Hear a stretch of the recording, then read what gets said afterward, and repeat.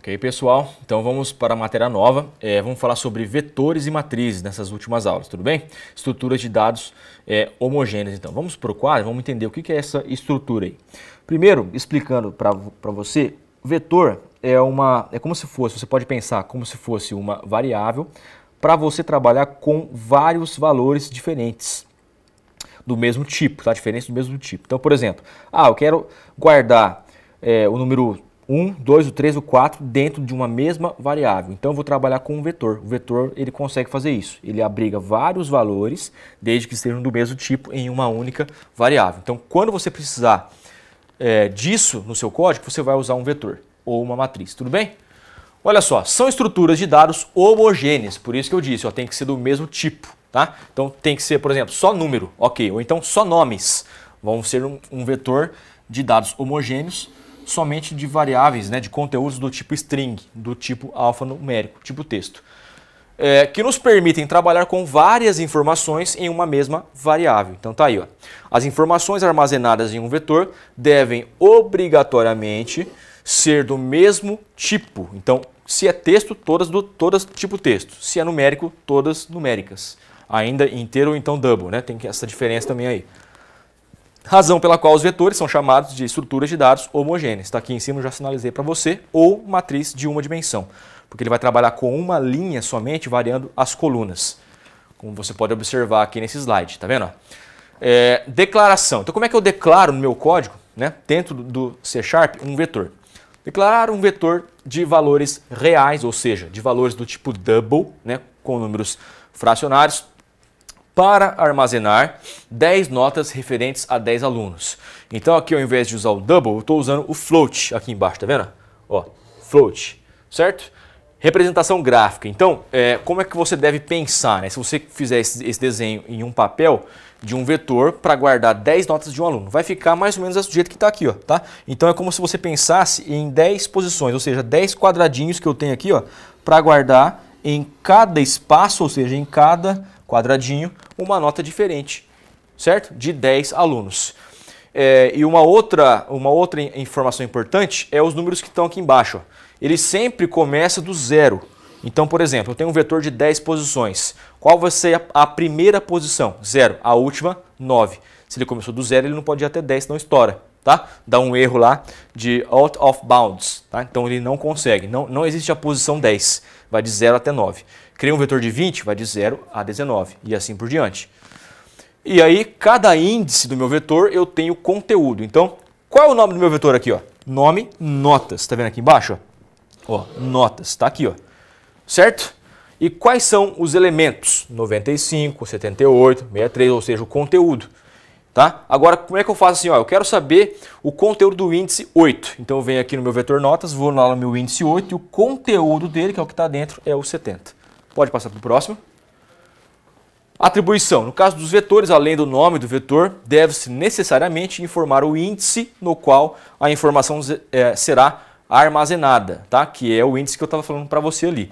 Então como é que eu faço? Como é que eu fiz para colocar esse valor aqui, ó, 1522, dentro da posição 2 do vetor com o nome de vet? Então tá aqui para você na linha de comando. Ó. Primeiro eu declarei um vetor do tipo float, do nome vet, tá? Com 5 posições, de 0 até 4. E aí coloquei aqui, entre colchetes eu coloco um número inteiro. Sempre aqui a regra é um número inteiro para o índice, tá? Aqui você não pode colocar, por exemplo, 1,1. Tem que ser inteiro. Coloquei o 2, quer dizer, nessa posição 2 aqui, ó. Qual é o valor que eu estou colocando ali? 1522. Então, ele fez exatamente o que está exemplificado aqui em cima nesse vetor, tá? Pode ir para o próximo.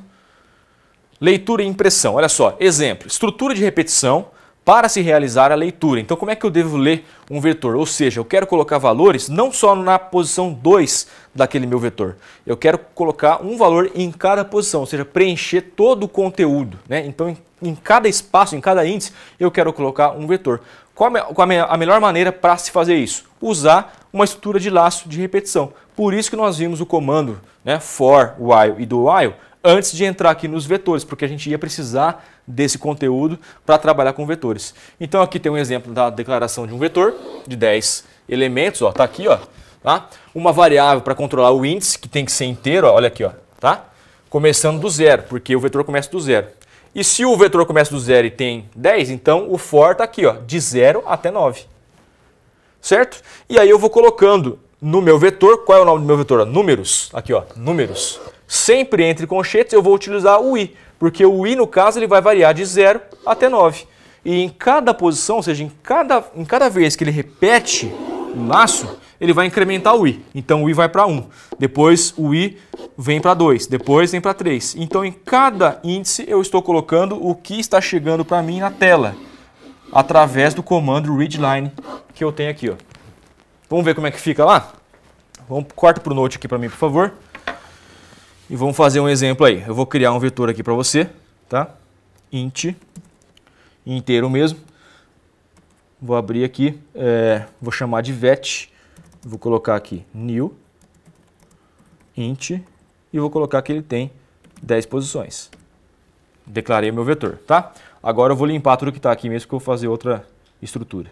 Vou deixar só o fim do programa lá embaixo. Aí, vou deixar só o fim do programa. Então minha classe ficou zerada, tá vendo? Declarei só ali o vetor.